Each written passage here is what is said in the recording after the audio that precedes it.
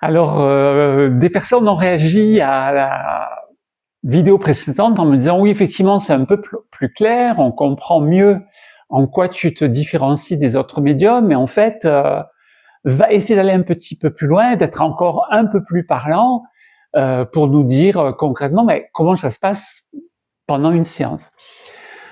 Alors, une séance type, déjà, pour moi, ça ne change rien. Que la personne soit en présentiel ou à distance, confortablement installée chez elle, pour moi, ça ne va rien changer quant à la qualité de ma médiumnité.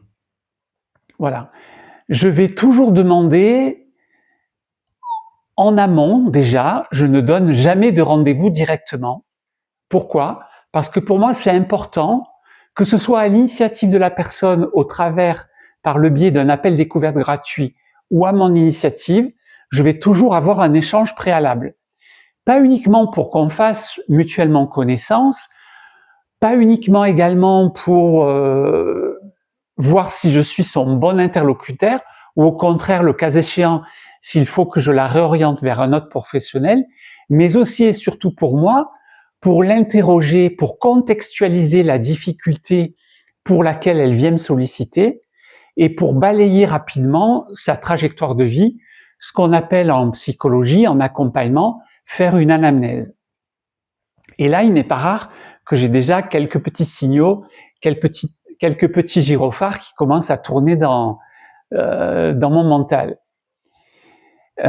Si la personne donne suite, je vais lui demander qu'elle puisse poser la séance à un moment donné de son emploi du temps, où elle peut s'assurer que, idéalement, dans la demi-journée qui va suivre la séance, elle puisse rester dans sa bulle, qu'elle puisse se dégager de toute interaction familiale, sociale, professionnelle, de manière à pouvoir laisser décanter tranquillement ce qui a pu se passer pour elle pendant la séance, de manière, vous l'aurez compris, à ce qu'elle puisse en tirer tous les bénéfices possibles. Ensuite, et ça c'est vachement important, je vais lui demander qu'elle prenne l'engagement de ne rien faire d'autre pendant au moins 3 semaines, idéalement 1 mois après la séance. Tout simplement pour ne pas mélanger les genres, mais sur un plan subtil, énergétique, pour ne pas parasiter tout ce qui aura pu se passer pendant la séance. Ensuite, le jour J, je vais demander à la personne, encore une fois, qu'elle soit à distance ou ici dans mon bureau de consultation, dans une position semi-allongée. Pourquoi? Pour qu'elle puisse lâcher le mental. Voilà. Pas uniquement se détendre, mais lâcher le mental. Puis je vais lui demander de fermer les yeux, de ne pas parler, et on va partir dans ce que j'appelle un rituel de protection qui m'a été totalement inspiré de A à Z par mes guides. C'est pas quelque chose que j'ai brodé par moi-même. Et au sortir de ce rituel, si pour la personne c'est trop difficile de garder les yeux fermés, eh bien elle peut les réouvrir et puis elle peut prendre la parole pour me faire part, par exemple, d'un ressenti, me demander quelque chose qu'elle n'a pas bien compris, ou carrément poser une question au guide. Voilà. Et moi, je peux pas vous dire mieux que je suis branché et puis je laisse venir ce qui me vient. Alors on m'a posé la question, mais comment ça te vient? C'est pas une voix comme une voix humaine, c'est pas une image comme une image humaine ou une image technique. Je regarde mon ordinateur, celle de mon ordinateur ou d'une tablette ou d'un portable. Non, c'est comme comment vous dire? C'est une voix intérieure, mais qui n'a rien à voir avec ce qu'on peut appeler la petite voix ou la voix de l'intuition ou du ressenti. Je peux pas mieux vous dire. Et puis les images que je peux recevoir, c'est pareil, un truc à l'intérieur. Certains diraient comme un hologramme, voilà.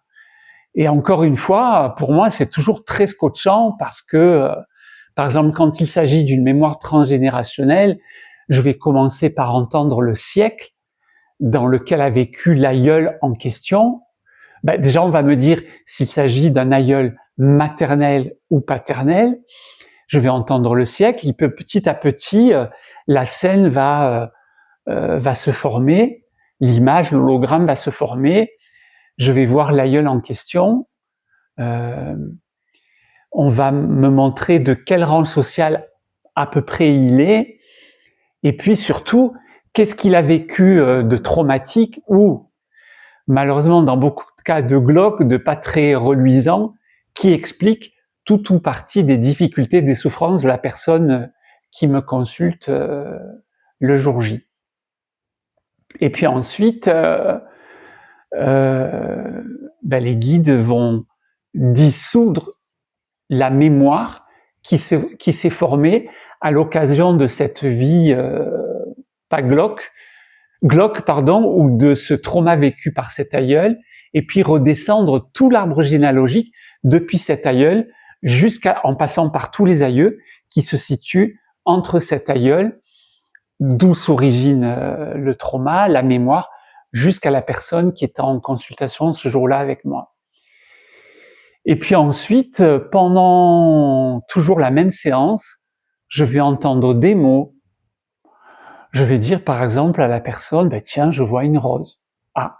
Et puis du coup, moi je m'exprime à voix haute, parce que pour l'avoir moi-même vécu, je trouve ça toujours super inconfortable d'être face à un professionnel, face à un thérapeute qui ne pipe pas un mot.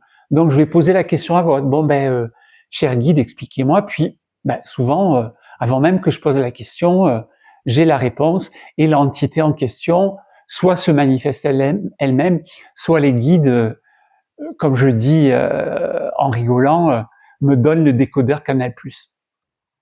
Et puis carrément, ça peut être des messages très longs qui vont éclairer la suite du chemin de vie. Mais ça, je vais en reparler dans une autre vidéo parce que c'est un sujet, un thème à part entière, qui est celui de la distinction faire la différence entre prédestination et prédétermination.